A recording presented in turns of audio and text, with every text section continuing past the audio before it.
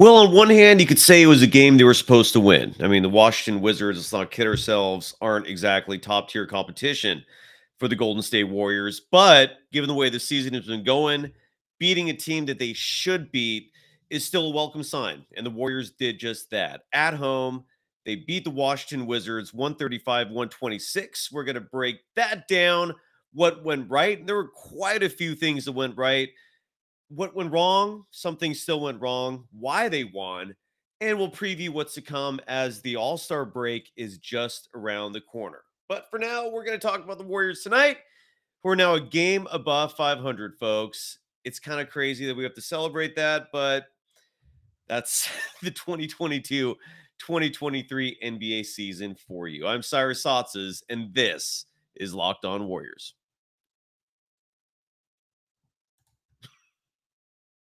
You are Locked On Warriors, your daily Golden State Warriors podcast. Part of the Locked On Podcast Network, your team every day.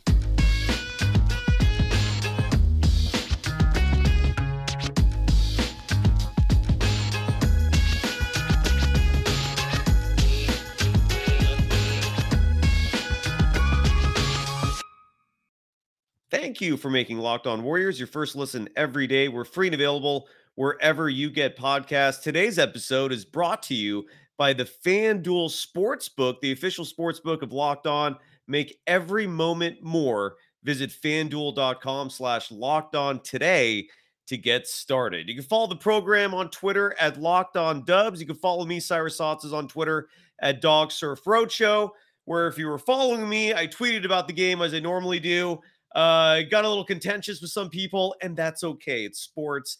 That's half the fun. I was just basically complaining about the fact that Ty Jerome played 18 minutes tonight, but they won. You're not going to hear me gripe much when the team wins. I was just happy to see Moses Moody get 8 minutes. In 8 minutes of play, by the way, the Warriors were plus 11 while he was out there.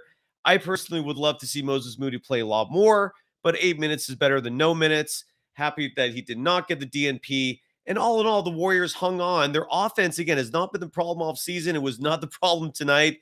They scored 135 points.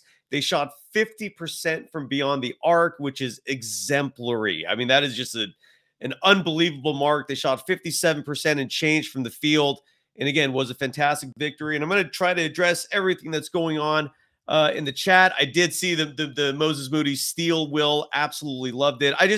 I love Moody, period. I love Moses Moody. I really wish he would get more runs with this team. I hate the fact that I come off as like a Ty Jerome hater. I have nothing personal against him. Everyone on the team likes him. Personally, he's probably an awesome dude. I just don't think he should be getting more minutes than Moses Moody. That's just my opinion. And I do believe, though, that the measurables last year, the eye test, everything substantiates what I'm arguing for here. There was a huge subject to talk about before we get into this game real quick. And that's the Gary Payton II trade, which was finalized. It was a four-team trade. I apologize. But because Kylan Mills couldn't make it with me tonight, she's going to join me tomorrow at 2 p.m. We'll have a live show then. We'll talk about the multiple press conferences. A lot was revealed. And what was really compelling to me, above all else, is Bob Myers' context and the attributions during that press conference. Again, we'll play all that sound tomorrow, but what he basically was saying in that press conference is, yeah, I want to get a big. I want to attack the buyout market, but my coach makes it pretty damn difficult for me because he won't play most guys I get him. It's insane. It's a new wrinkle to this, to the drama that's going on behind the scenes, because until today, I thought Bob Myers was 100% on the side of Steve Kerr. And I thought they were kind of working together, and Lakin was on the other side. After today, I'm not sure. After today, I kind of sense a little frustration from Bob Myers in the sense that he made it very clear that he's getting players for Kerr, and Kerr's not playing them, and it makes life difficult. And, and at that point, you got to, I don't know if I guess it's a subjective argument in terms of who's in the right. Like, should the coach play the players that the GM gets them? Should the GM not have expectations for who the coach plays? Like, in other words, should he just get the players and just sit back? And so in a situation like this where he drafts Wiseman and Kerr decides I'm just not going to play him, like, is that okay? So we'll save that for tomorrow because that's in a show of itself. But again, what was said today was fascinating, and I really want to dive into that because honestly, like a house divided isn't going to win a world championship. At least I don't think it is. So I'm curious to see if this all comes together. I do love the fact that Bob Myers is not ruling out the buyout market. I mean, the way he sounds, they're going to add someone, and I do think they need to. Look, tonight was awesome. All right, the Warriors beat the Washington Wizards. That's the not so awesome part, though, is that they beat the Washington Wizards. The Wizards are one of the worst teams in the NBA. I know the record doesn't speak for it. If you look at the NBA standings right now, for example, the Washington Wizards are 10th. They would theoretically be in the play-in, but they're just a half game ahead of the Bulls for the 11th seed. The Pacers are right behind them, 2.5 games back. And then all of a sudden, the Orlando Magic, a team which is synonymous with the lottery, they're only 3 games back of the Wizards. So the Wizards they're a team going nowhere. They're an okay team at best. I am relieved and thrilled that the Warriors won this game. But at the same time, like, we have to be a little pragmatic and ease expectations in terms of, certain teams of the Warriors win. Now, look, the Warriors also, I think, got the season series swept by the Magic. They've lost to a lot of mediocre teams this year. So you have to be happy about every win they get. Excuse me.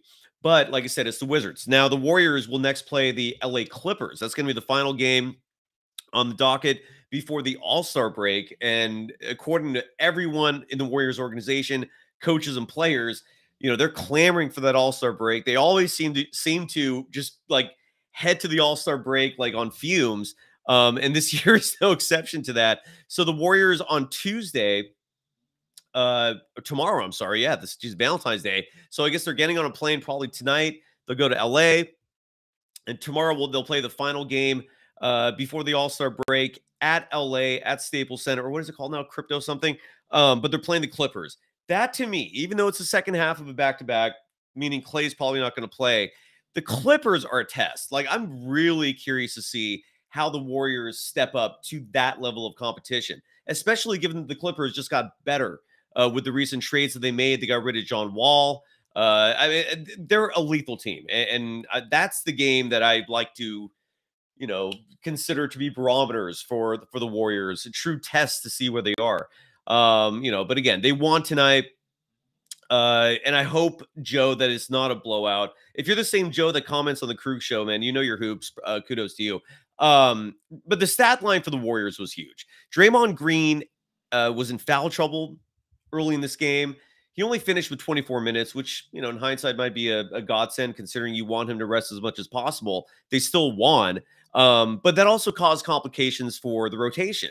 I think we actually saw Ty Jerome play a little more than he would have because Draymond Green plays such a point guard role offensively on this team. He's the facilitator. He routinely leads the team in assists.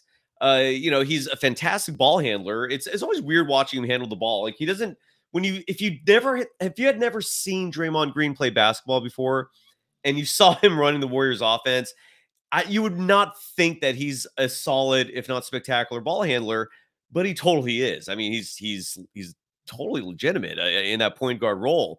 But when he got in foul trouble, Stephen Curry's already out.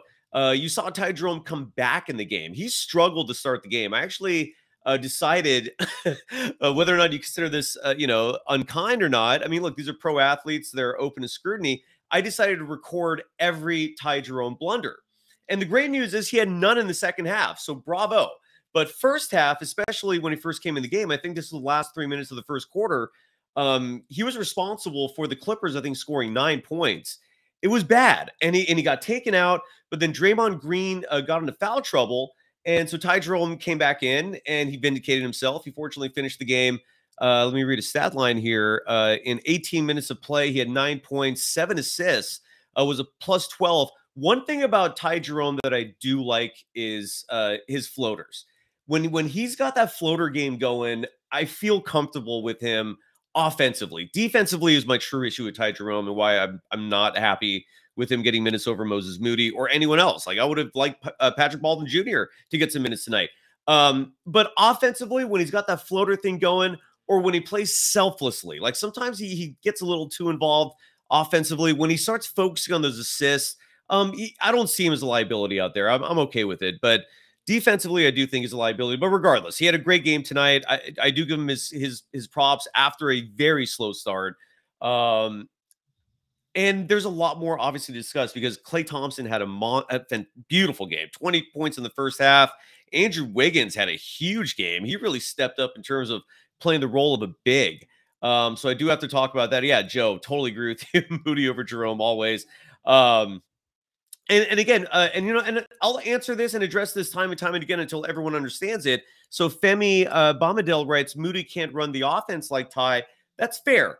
But the Warriors don't need it. And I keep reverting back to last season when the only backup point guard the Warriors had was Chris Chioza, who we never saw. This offense is not set up to need a player that handles the ball with a high usage rate like a Ty Jerome. It's just not necessary. This is not an offense that runs pick and roll.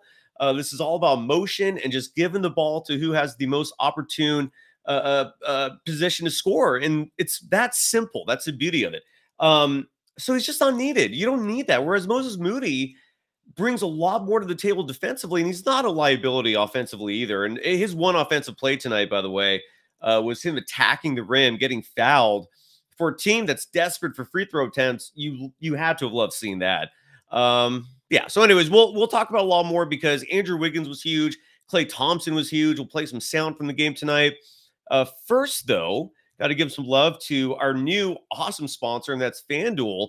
And we got some NBA copy now that I get to read since the Super Bowl was over. By the way, side note, awesome Super Bowl. Excuse me a second. Yeah, I'm just really stoked that we had an entertaining game there. Side note one, my bet, Chiefs money line. Thank you very much to my friend's bookie. But FanDuel, not a long-time sponsor, but an awesome sponsor of Locked On. Look, it's the midway point of the NBA season, and now is the perfect time to download FanDuel, America's #1 sports book, because new customers get a no-sweat first bet up to $1,000. That's bonus bets back if your first bet doesn't win. All you got to do is download the FanDuel Sportsbook app. It's safe, secure, and super easy to use. Plus, FanDuel even lets you combine your bets for a chance at a bigger payout with the same game parlay. So don't miss the chance to get your no-sweat first bet up to $1,000 in bonus bets when you go to FanDuel.com/lockedon. That's FanDuel.com/lockedon to learn more. Make every moment more with FanDuel, an official sports betting partner of the NBA.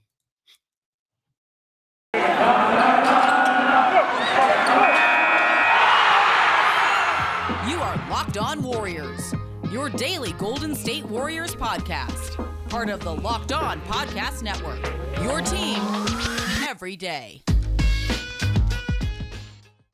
Thank you for making Locked On Warriors your first listen every day. Once you're done with us, go check out Game to Game NBA. Every moment, every top performance, every result. Locked On Game to Game covers every game from across the NBA with local analysis that only Locked On can deliver. Follow Game to Game on Locked On NBA, available on the Odyssey app, YouTube, and wherever you get your podcasts. You can follow me, Cyrus Saatsaz, on Twitter at DogSurfRoadshow.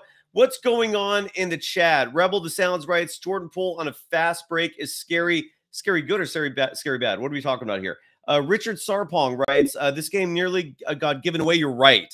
I felt like it was like a 20-point game, 15-point game. I leave the living room to start setting up for the show. I go back and it's like a 6-point game. I had no idea what happened there. I feel like I missed like a minute of the game, and all of a sudden the lead was dwindled to 6 points. Yeah, that was a little sketchy at the end. The Warriors continue to have these problems with closing out games. It's a good thing that they finished with the win. The Traveling Urquidez writes, why are they not playing Kuminga more? That's a great freaking question. Jonathan Kuminga tonight played 13 minutes. Last game he played 14. Kuminga did not have a great game tonight. But that doesn't mean just because you have a slow start that you just pull him and don't put him back in. I think part of the reason, though, why his minutes were down a little bit is because of JaMychal Green. JaMychal Green had a fantastic game tonight. Real quick, I'll give you a stat line: 14 points, only 1 rebound, which is actually shocking. I thought he was aggressive around the glass, but he was also defending what's his name? The 7'3" guy, Porzingis. Sorry. That was his defensive assignment, and Porzingis was giving him issues at times tonight, which might have been why the rebounding number was down. When you're assigned to a big like that, you're just glued to him and you're battling with him. You know, you don't even care about what's going on except for your assignment. So he got 1 rebound, so be it. Did have 5 assists, but he also played 16 minutes. So that's part of the reason why I think Kuminga saw his minutes go down. Otherwise, the other reason is Kevon Looney. He got 31 minutes in this game tonight. Looney also had a marvelous game. It doesn't excuse, though, that Kuminga only got 13 minutes. And again, this is where Steve Kerr's philosophy this year, look, myself, and I think a lot of people just don't agree with it. I mean, who am I to question him, right? I mean, he's, someone with 9 rings, but he's also made a lot of mistakes. I pointed those out before. And just logically, this doesn't make sense. It just doesn't make sense on paper. The math doesn't add up. I think Ty Jerome's minutes would be much better served to Moody. And even in a situation like this to Kuminga, they could have gotten more size. The Warriors were actually leading the points in the paint battle for a lot of this game tonight. At one point, they're leading 40-34. And that's when the lead got comfortable. All of a sudden, when that number changed, you saw the lead go down.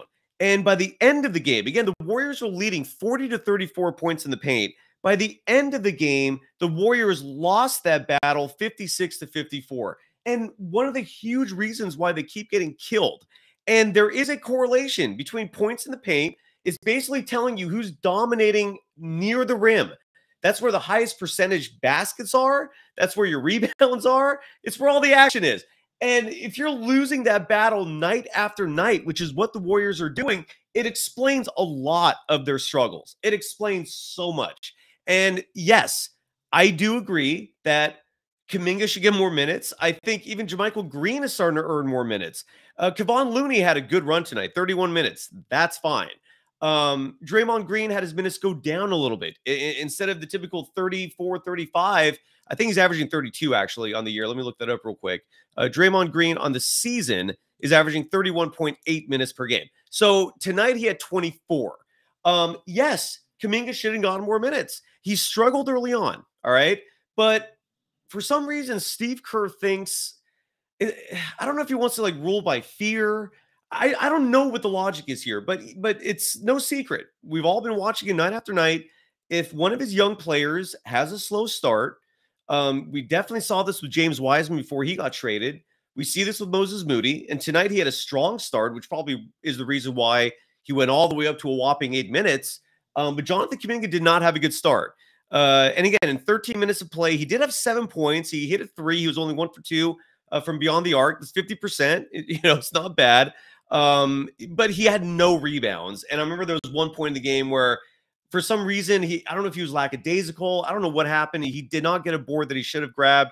He did have 2 assists, 2 steals, had 2 turnovers, which isn't horrible, but not great either in 13 minutes. But again, this is just one of those things where I think it took all of us until year 9 or 10 of Kerr's coaching tenure to learn this, that he's just not developing players is just not his thing. He's always had veterans, always.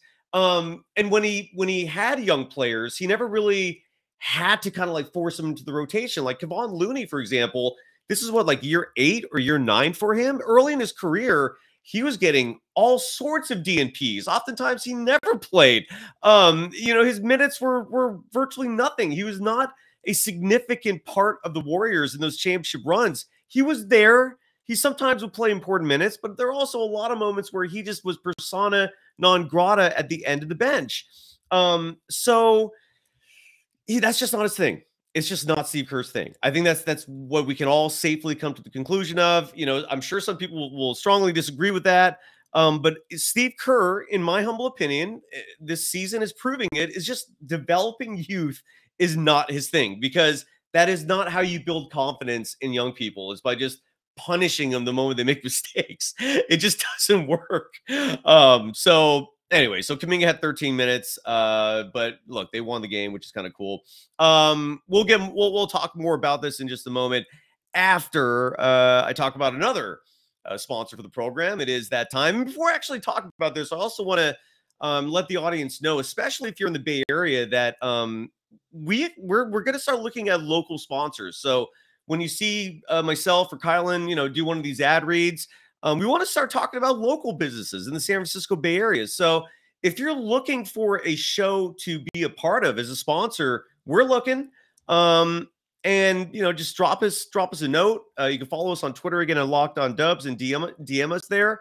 You can email us. The email address is warriors24pod@gmail.com. Let us know. We'd love to partner up with you. And that's for a local sponsor. So just wanted to throw that out there real quick. But for now, I want to talk about LinkedIn, and more specifically, LinkedIn Jobs. Let me get the graphic set up here because they do have a graphic. There we go. Sorry to block out some of the chat, folks. All right, as a small business owner or hiring manager, you know that success in 2023 all depends on the team members you're surrounding yourself with. And that's why you have to check out LinkedIn Jobs. With LinkedIn Jobs, you can hire qualified candidates more efficiently by matching open roles with people who have the skills, values, and experiences to help you achieve your goals. And LinkedIn has 875 million member profiles. That's about an eighth of the planet using LinkedIn, or close to that. That's incredible. So if you need to find talent, if you need to look for work, LinkedIn is your resource, and especially LinkedIn Jobs, which makes it easy to screen and rate applicants based on qualifications. LinkedIn Jobs helps you find those qualified candidates that you want to talk to faster. It's why small businesses rate LinkedIn Jobs #1 in delivering quality hires versus leading competitors. Post your job for free at linkedin.com/lockedonnba. That's linkedin.com/lockedonnba to post your job for free. Terms and conditions apply.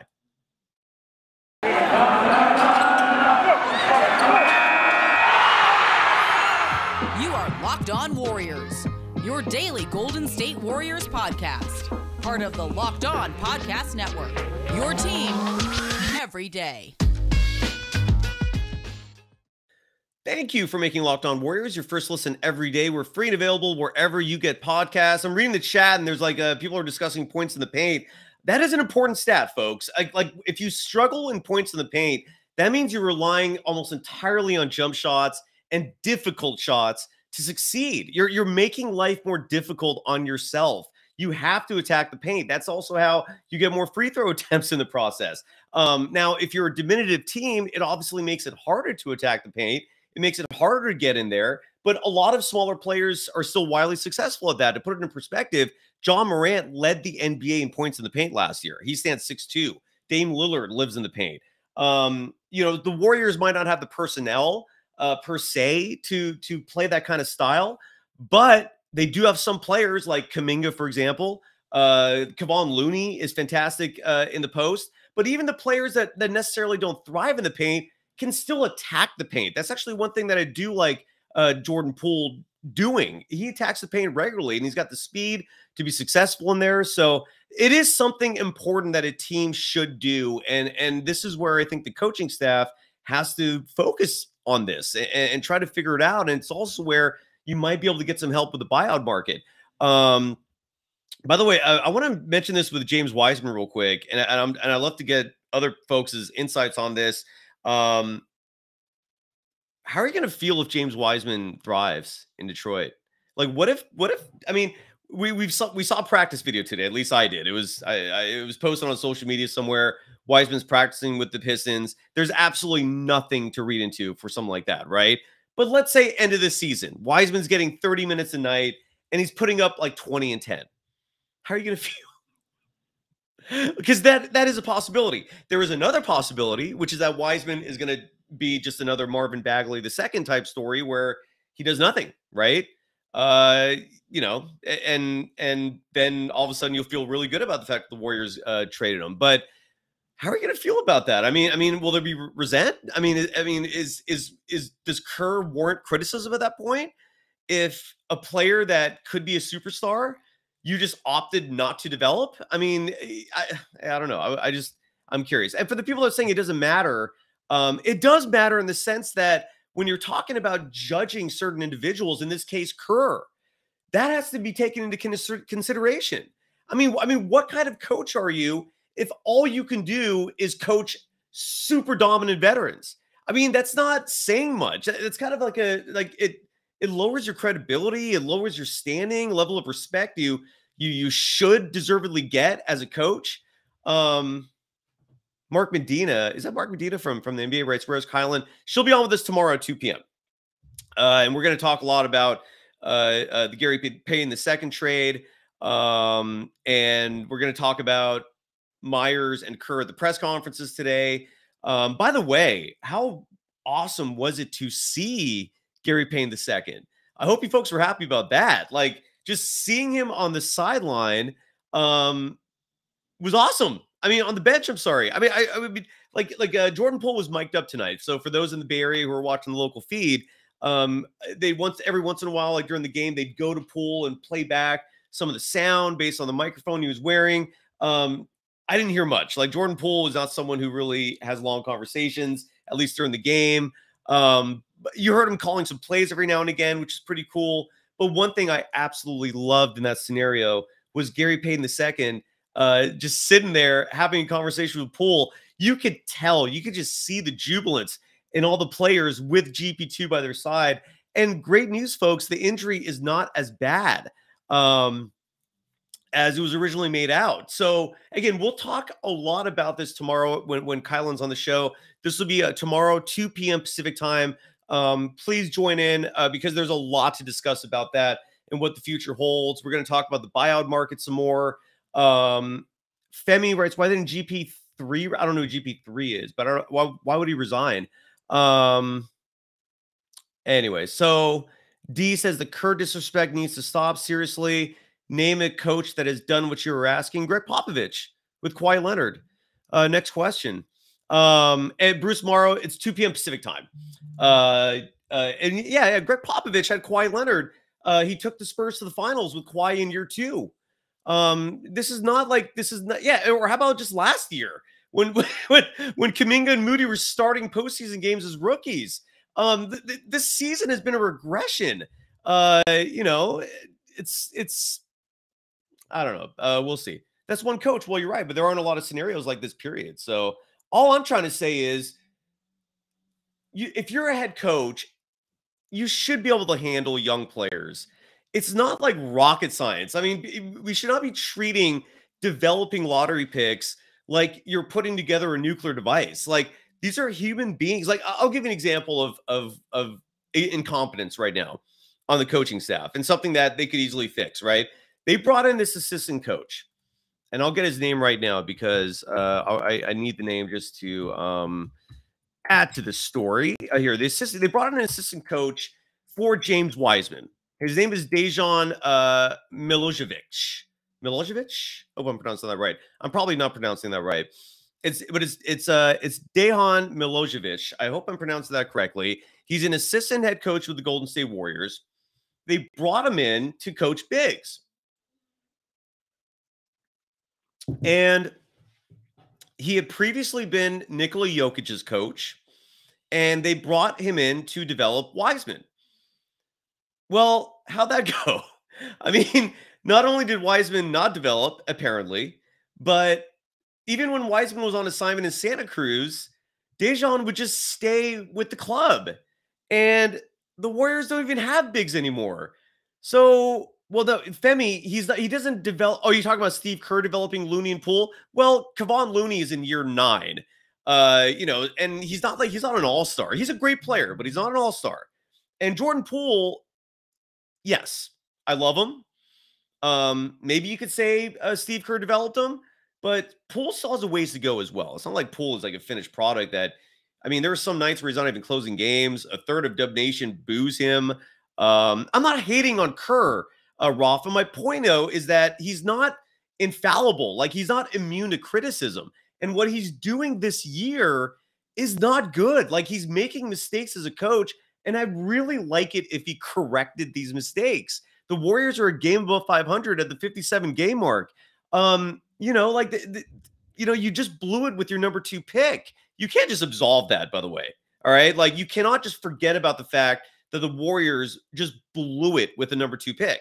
That happened. Okay. That's reality. And you can't just ignore stuff like that. And this just happened. So, like, give me a break here. Like, Kerr deserves criticism 2 days after he waved the white flag and said, I can't coach a player that I wanted just 2.5 years ago.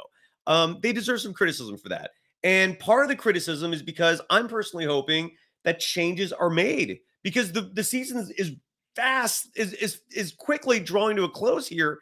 And this team has to, like, really get it together. So, and that wasn't Kerr's pick, but Steve Kerr is heavily involved in all personnel decisions. And Kerr just today came out and said that he endorsed it, that they talked to him about it, and he was all in. So, yes, he was a part of it. Absolutely. And then he decided, I'm just not going to play him. And so, that's kind of crazy to me. I don't know. That's kind of crazy to me. And if Wiseman ends up going to Detroit and being successful, that's a blemish, man. That's a huge blemish on your resume. So we'll talk a lot more about that with Kylan tomorrow. I quickly want to tote the goat. I'm not lying. Steve Kerr literally said, tune in tomorrow. I will play. Oh, you're talking about this last draft with Franz Wagner? Maybe. I don't know. Anyway, so but for tonight's game, I got to highlight, first of all, Klay Thompson. Bob Fitzgerald says something on the broadcast that is very true. Great players do not have back-to-back bad games. Okay. If a great player has a bad game, they turn that around in a hurry and they get back on track. And Klay Thompson did just that. He had 20 points in the first half. And that's not something new. He's been doing this routinely. I mean, we're talking about in January, Klay having the best month of his career, and it wasn't close. He averaged 27 points a game in January, a career high. His next highest was 25.9 back in, I think, 2016. Klay is having a great season, folks. His scoring average is up to 21.4 points per game. That does not take into account tonight's game, where he finished with 27, added 5 assists, and also had 4 rebounds. Klay was in the post even. So you got to be encouraged watching Klay Thompson slowly getting this thing back on track. Again, progress is rarely, if ever, linear. Okay, you're going to have hiccups. You're going to have ebbs and flows. You're going to see some parabolic dives and some hill-like climbs. It's not a straight line. So Klay Thompson is progressing, and you have to love what you see there. But Andrew Wiggins had the monster night. 29 points, led all scorers, at least for the Golden State Warriors, because Porzingis had 34 and Bradley Beal at 33 for the Wizards. But he led the Warriors with 29 points, led the Warriors in plus minus with plus 21, and he was a manster inside. Half man, half monster. The 7 rebounds were huge.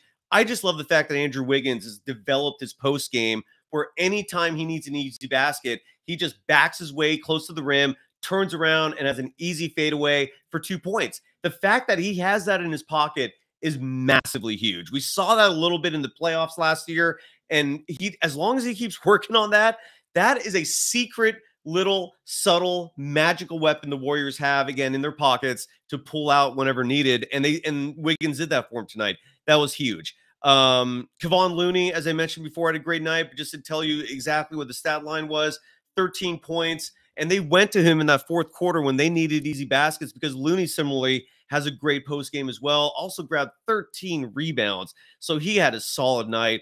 Jordan Poole wasn't particularly awesome from a scoring perspective. He finished with 14 points, had 4 assists, 4 rebounds. But the stat that stuck out the most for me was the 3-point shooting, where he shot 50% from 3. The Warriors as a team shot 50% from 3. JaMychal Green was 4 for 4 from beyond the arc. I mean, JaMychal Green is really ratcheting up his game, and he is making the team not miss having a big, because he's coming in there playing that stretch 5 role. You did see his wrist get injured tonight. This is a wrist injury that's been bothering him for nearly 2 years now.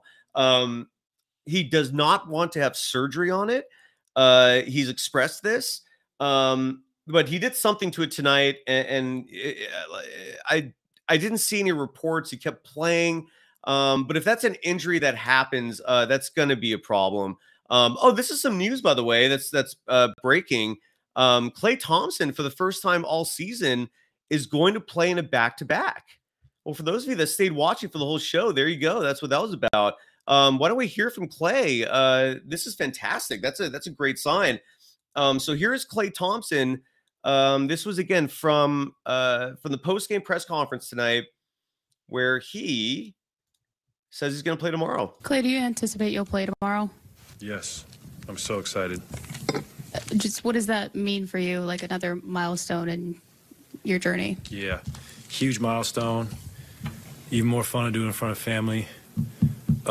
Staple. I mean, I spent so many great moments in that building with my dad and my brothers and my mother. So I'm just excited to get down there and play in front of them. It's really a dream. That is awesome. Good job. And Steve Wilton writes, "Fed, watch the chat." I can't watch the chat and do the show at the same time. I go back and forth. I see what's going on, but I just can't. I'm one by myself. But that is phenomenal news. That's progress, folks. And that's where we'll leave the show. That is phenomenal. And you're right. Every time Klay Thompson is making a paper airplane, things are good. Things are good. Times are going along perfectly fine. Just keep rolling. So we'll end on that note. Again, tomorrow, 2 p.m. Pacific time. Kylan Mills and I will host a live show where we're going to talk about the Gary Payton II trade, a trade that even with the news of his injury, I still love. Reports are that he's going to come back sooner than the 3 months, meaning he'll play in the regular season. He'll play in the postseason. That's when it matters the most. The Warriors Invitational, baby. Thank you so much for checking in. Great win for the Warriors tonight. Yeah, and as No Cap writes, I'm going to go on to the Krug show. So the party continues there. And subscribe to Larry Krueger, my dear friend. His YouTube channel is awesome. He covers all sports, not just the Warriors. So I'm going to go over there. But thank you again, everyone. Have a great night. Great Warriors win. We'll be back at it tomorrow at 2 p.m. Yeah, 2 p.m. Yeah, we'll do that. Maybe we'll have 2 shows tomorrow because then there'll also be a show after the game. So at least tune in 2 p.m. Pacific time tomorrow. Good night, everyone. Thank you. Go Warriors.